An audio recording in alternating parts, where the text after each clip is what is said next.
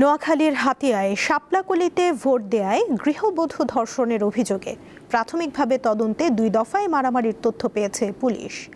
গতকাল দুপুরে নোয়াখালী জেনারেল হাসপাতালে মারামারির ঘটনায় চিকিৎসা নিতে আসেন এক গৃহবধূ সহ কয়েকজন। হাসপাতালের জরুরি বিভাগে এসে ওই নারী নিজেকে ধর্ষণের শিকার বলে দাবি করেন। তবে এখনও পর্যন্ত এই ঘটনায় মামলা না হওয়ায় শারীরিক পরীক্ষা করতে পারেনি হাসপাতাল কর্তৃপক্ষ। ওই নারীকে দেখতে হাসপাতালে যান নোয়াখালী 6 আসনের বিজয়ী প্রার্থী এনসিপি নেতা হান্নান মাসুদ। তার দাবি, শাপলাকলিতে ভোট দেয়ায় ধর্ষণের শিকার হতে হয়েছে নারীকে। তবে ধর্ষণের ঘটনায় এখনও কোনো লিখিত বা মৌখিক অভিযোগ পায়নি পুলিশ। প্রাথমিক তদন্তে ওই স্থানে 2 দফায় মারামারির ঘটনা ঘটেছে বলে দাবি পুলিশের।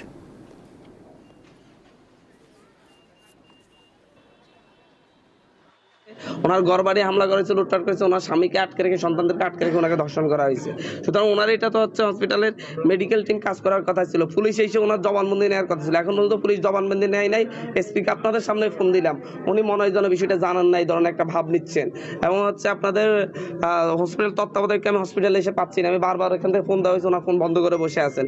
এইটা তো আরেক ধরনের ফ্যাসিবাদ কায়েম করতেছে। উনি যার বিরুদ্ধে অভিযোগ দিচ্ছেন, তো সেই সময় আমরা ওই হাসপাতালের একই হাসপাতালের খতিয়ানে দেখা যায় যে উনি সেই সময় চিকিৎসাধীন ছিলেন হাসপাতালে, যার ঘটনাস্থল থেকে প্রায় 1.5 থেকে 2 ঘন্টা দূরে। তো বিষয়টা নিয়ে এখনো লিখিতভাবে কেউ অভিযোগ দেয়নি। আমরা প্রাথমিক ইনকোয়ারি কাজগুলো সম্পূর্ণ